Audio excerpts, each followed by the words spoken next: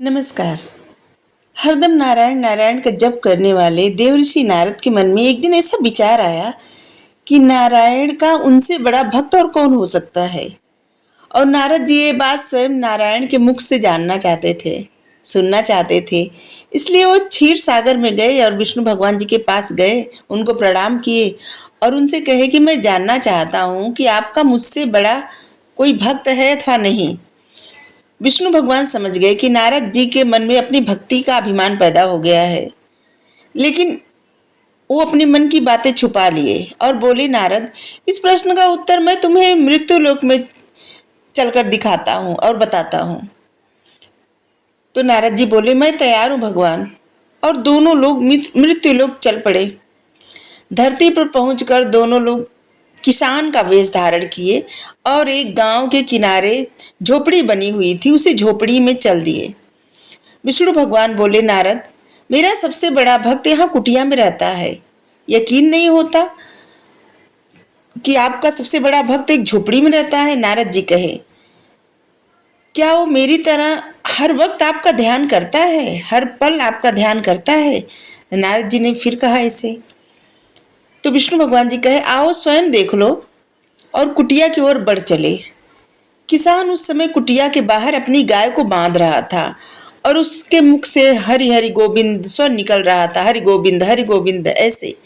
किसान वेशधारी विष्णु भगवान ने उसके निकट जाकर नारायण नारायण कहा तो किसान ने विनीत स्वर में पूछा, आप कौन है, कहाँ से आए हैं? मेरे लिए कोई सेवा है तो निसंकोच कहे, निसंकोच बताएं।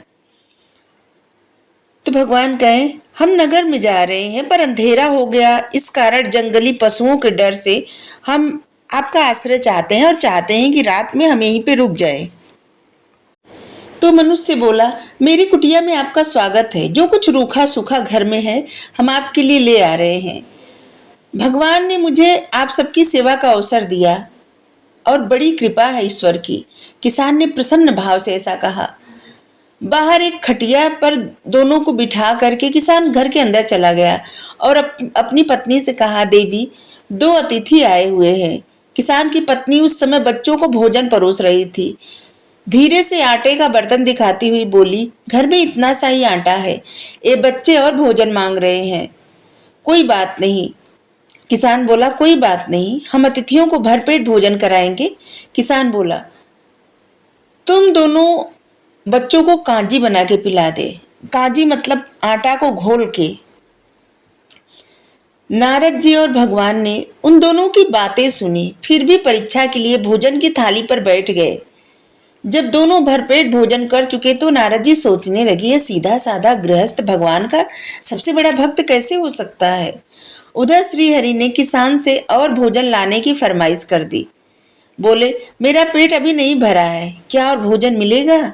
किसान रसोई घर में गया और जाकर पत्नी से पूछा, कुछ और भोजन बचा है क्या? बच्चों के लिए कांजी बनाई है। पत्नी बोली, बस वही शेष है। विष्णु भगवान और नारद जी वो भी पी गए। किसान और उसके परिवार को भूखे ही सोना पड़ा। भूखे बच्चे माँ का आंचल थाम कर कह रहे थे, माँ, नींद नहीं आ रही, मुझे बड़े जोर की भूख लगी है। पिता ने उन अतिथियों को कांजी भी पिला दी। क्यों, ऐसा क्यों किए?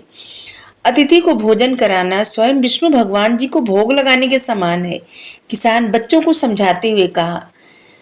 बाहर दोनों अतिथि अलग अलग बिस्तरों पर लेटे हुए थे। विष्णु भगवान ने कहा, तुमने सुना नारद, किसान और उनके परिवार को भोजन नहीं मिला, फिर भी वो मेरे गुण गा रहे हैं।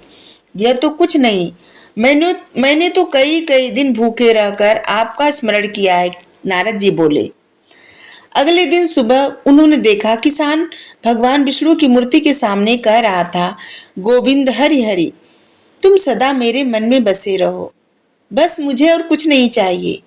फिर वह दोनों अतिथियों से बोला, हरि की बड़ी कृपा है जिसके कारण आपको रात में कोई कष्ट नहीं हुआ। जब तक आपका जी चाहे तब तक आप यहाँ रह सकते हैं। मैं खेत पर जा रहा हूँ, हम भी तुम्हारे साथ चलेंगे, यदि कोई आपत्ति न हो तुम्हें तो। श्री भगवान बोले। नारद और विष्णु भगवान जी किसान के साथ खेत पर गए।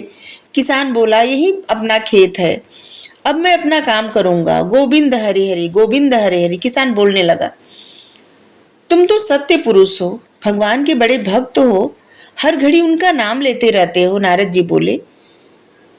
तो किसान बोला, अरे कहाँ, काम से जब भी समय मिलता है तभी उनका नाम लेता हूँ।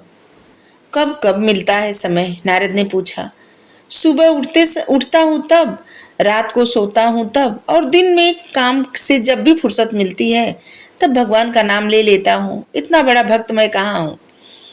दोनों किसान से, भगवान जी और नारद जी दोनों लोग किसान से विदा लिए और नारद जी व्यंग स्वर में बोले, आपने सुना भगवान, वह सुबह शाम 2-4 बार आपका स्मरण करता है और मुझसे बड़ा भक्त हो गया, और मैं हर पल आपका नाम जपता हूँ और आप कहते हैं कि मुझसे बड़ा भक्त है। भगवान चुप रहे, किंतु मन ही मन उन्होंने जैसे कुछ विचार कर लिया। विष्णु भगवान जी एक कलश तेल से लबालब भर दिए और नारद को दे दिए और बोले, नारद इसे अपने सिर पर रखकर बिना हाथ लगाए सामने वाली पहाड़ी पर ले चलो। ध्यान रहे कलश से एक बूंद भी तेल जमीन पर नहीं गिरना चाहिए। यह कार्य सहज तो नहीं है, परंतु आपकी कृपा से कुछ भी असंभव नहीं है, नारद जी बोले। कलश सिर पर रखकर चल दिए। थोड़ा सा ध्यान चुका तो तेल छलक जाएगा, सोचते हुए नारद सिर पर कलश उठाए पहाड़ी की तरफ चल दिए। नारद पहाड़ी तक गए और लौट कर आए। विष्णु भगवान जी बोले, लौट आए नारद, ठीक है। अब यह बताओ कि इतनी दूर जाने और आने में तुमने कितनी बार मेरा स्मरण किया।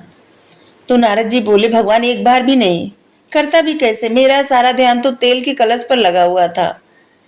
तो भगवान बोले, अब तुम ही सोचो, यह किसान दिन भर कठिन श्रम करता है, फिर भी समय मिलने पर मेरा स्मरण जरूर करता है। तुम केवल तेल से भरे हुए घड़े को सिर पर रख लेने के कारण एक बार भी मेरा स्मरण न कर पाए। नारद जी विष्णु भगवान के कहने का अर्थ समझ चुके थे और हाथ जोड़कर बोले, आप सत्य कहते हैं प्रभु, वो किसान मुझसे बड़ा भक्त है आपका। अपने परिवार की जिम्मेदारियों का बोझा ढोते हुए भूखे रह कर भी आपको नहीं भूलता, और मैं एक घड़े में तेल रख करके आपको भूल गया। Thank you. राधे राधे।